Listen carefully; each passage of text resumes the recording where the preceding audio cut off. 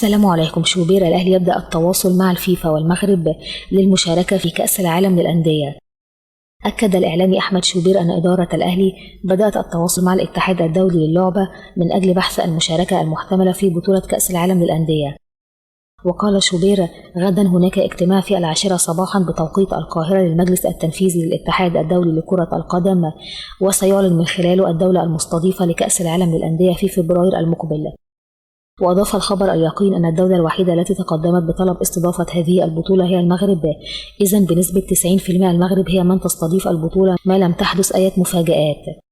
وهناك رغبة عارمة من الفيفا لاستغلال التطور الكروي في المغرب.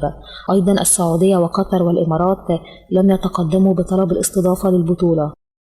وتابع: طبقا للائحة والعرف الوداد هو بطل الدوري المغربي، إذن هو المنظم للبطولة، لكن في نفس الوقت بطل دوري أبطال أفريقيا، لذا يشارك الأهلي باعتباره وصيف البطولة القارية، وهذا حدث مرتين في بطولتي عام 2007 و2008 في اليابان.